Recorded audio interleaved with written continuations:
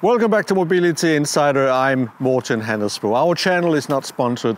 All of the views and conclusions are based on me having worked in the automotive business for 35 years. Today and over the next 2 weeks, I'll be doing a deep dive test of this car. This is the new Ford Electric Explorer Premium all-wheel drive. So it's a big battery and the 2 motors and 340 horsepower. I'll be testing the car not only under cold conditions like today, but I will also take it to the mountains over Christmas so we can see how the car manages in really cold weather and even deep snow.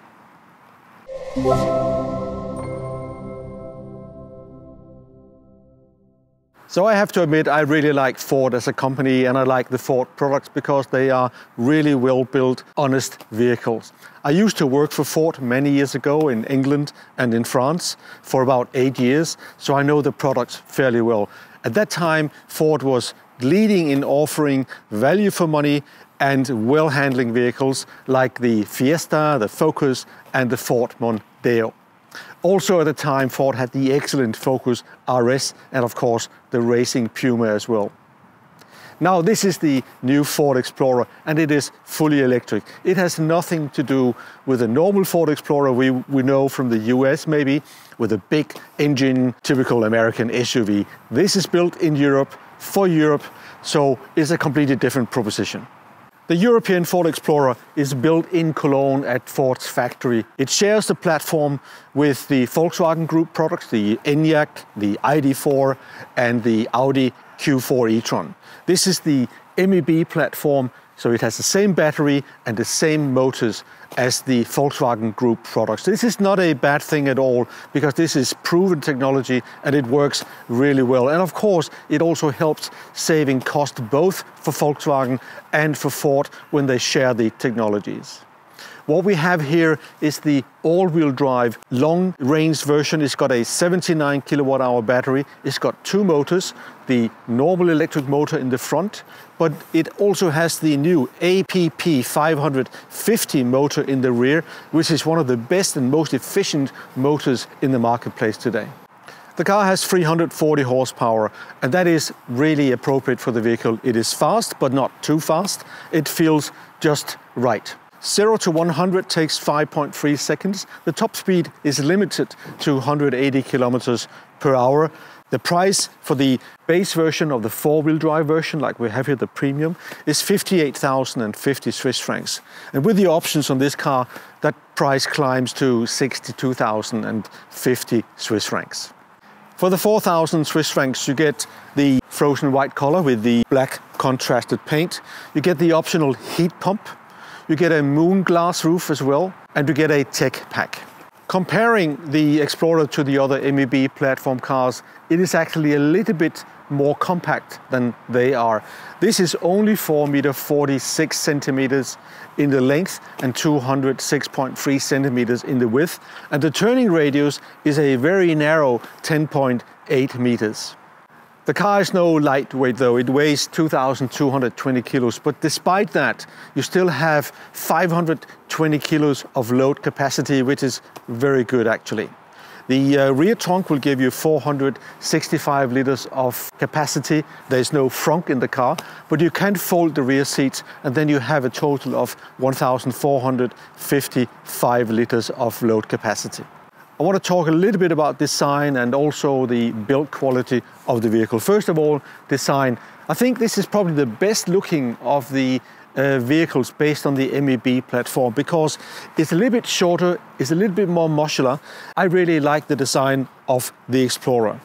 But what impresses me is the quality that Ford has managed. So the fit and finish is really very good. The quality of the paint is very good. I looked at the details and this is really a quality built car.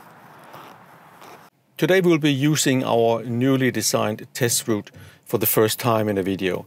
It is a 59-kilometer test route, 400 meters of elevation difference, 40% of highway, 40% of country roads, and 20% of built-up areas, which is a good mix and pretty much like what many drivers will be driving on an everyday basis.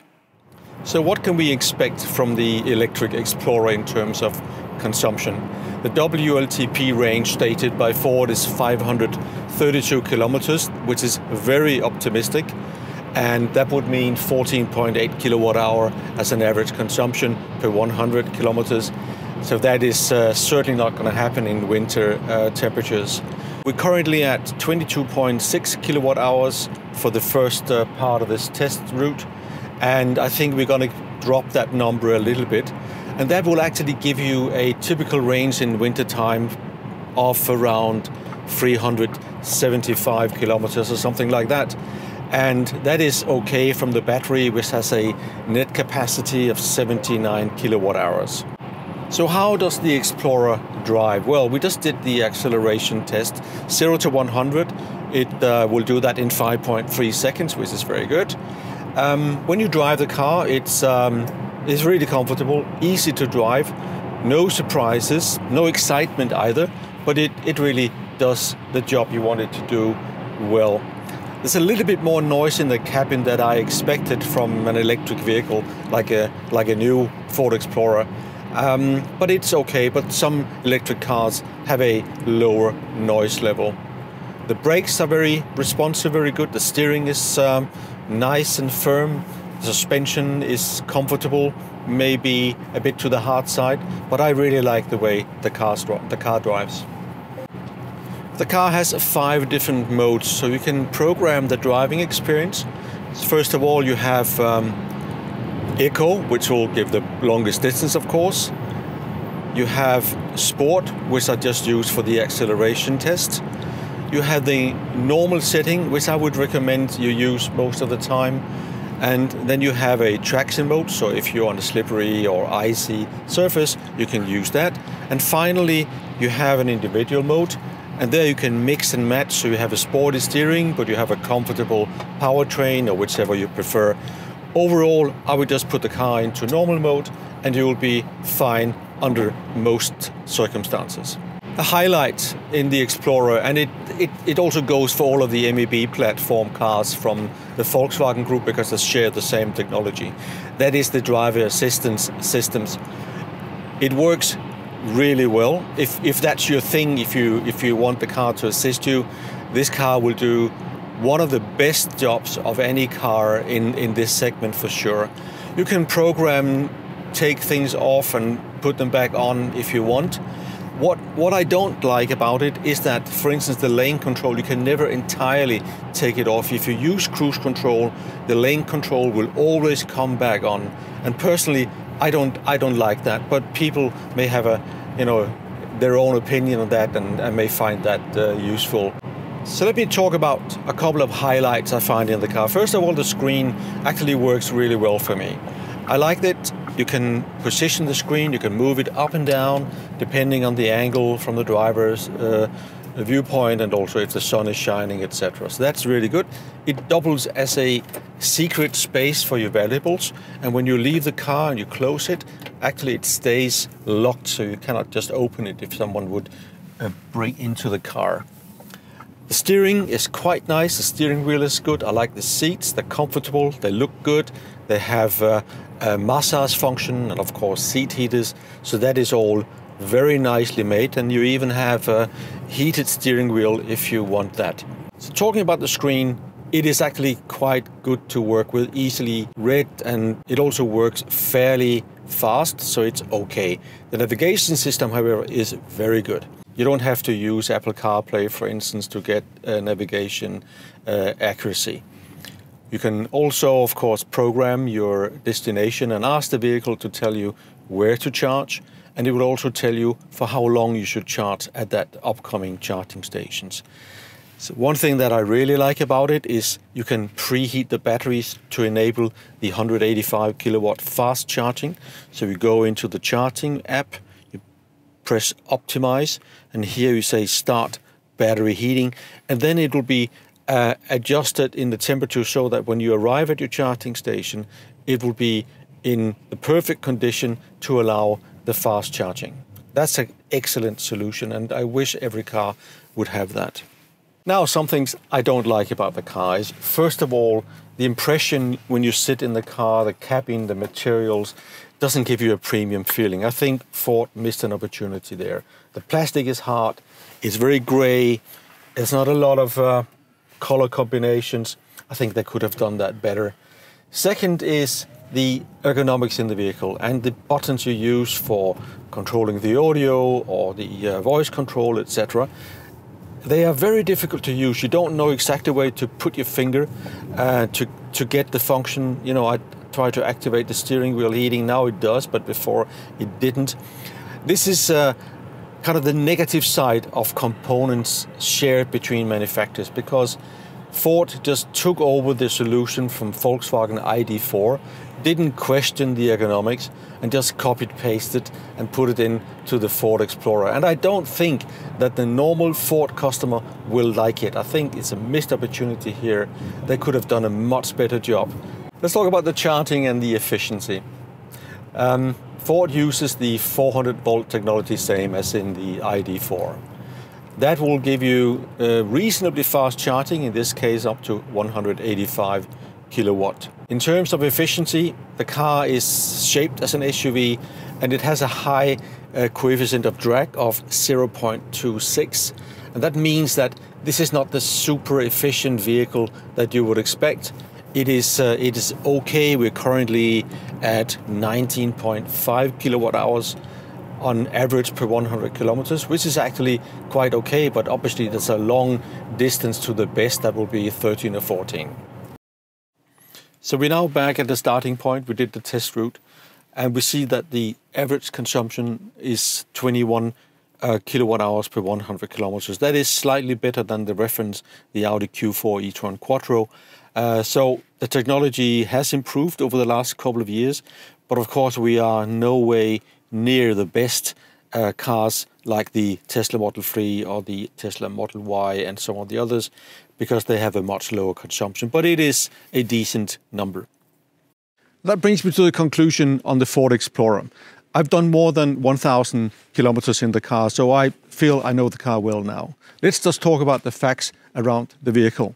0 to 100 in 5.3 seconds is pretty good. Top speed 180 kilometers per hour. One thing that did impress me was the charging time. The charging time for 10 to 80% is just 25 minutes, better than what Ford is promising, and also much better than many other cars in this segment. I also tested the Explorer on our standard test route. It is 58 kilometers, about 400 meters of elevation change, and the car did that quite well, 21 kilowatt hours consumption. That compares to 21.7 for the reference model, the Audi Q4 e-tron 50 Quattro. When you look at these numbers and facts about the vehicle, it's also important to distinguish between the platform and technology, which Ford has acquired from Volkswagen, and the car that they have shaped using that technology. So we know that the platform is very reliable. It's now been 3 years in the marketplace and it has developed really well. So Ford has taken that and created the Explorer, which is their expression of the vehicle in this segment. So what I like about what Ford has done is the size of the vehicle, the exterior dimensions, because the car really is very compact in city driving and when you park it. It also offers plenty of interior space. So if you're a family of 2 adults and 2 children, this car will probably cater for your needs really well. If you have more need for space, probably you should look at a larger car than the Ford Explorer. What I like less about the Explorer is that Ford has just taken the interior design partly and the economics of the vehicle, copied that from the Volkswagen from 3 years ago, and just carried it over into this 2025 Ford Explorer. And what I mean by that is that when you drive the car, you use the function on the steering wheel or you open the power windows, you have to live with what they have copied from Volkswagen, and it is frankly not very good. Let me give you 2 examples. First of all, I like to use the cruise control when I drive because you have speed limits and that is just very useful. In this car, when you do that, the lane control will be automatically enabled and you cannot turn it off. It will always come back on and that is really frustrating. So that's thing number 1 I really don't like. Second thing is the steering wheel has buttons that often don't even function that well or don't work at all. So I use those functions for activating cruise control or for activating the heated steering wheel, and they just don't work.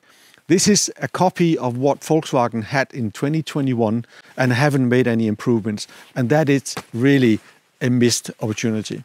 And now you have to see all of this in the context of the price of the vehicle. This is not a discount vehicle from China or India. This is a proper Ford built in Europe, in Cologne, high quality vehicle. And it cost about 62,000 Swiss francs. That's a lot of money for a compact SUV. And if you take what the product delivers with that price, I cannot give the car more than 3 stars. So my verdict is 3 out of 4 stars for the Ford Explorer. Thank you for watching Mobility Insider. I hope you liked the video. If you know someone who might benefit from seeing this video on the Ford Explorer, please do share it with them. Don't forget to give us a like and subscribe to our channel. Thank you.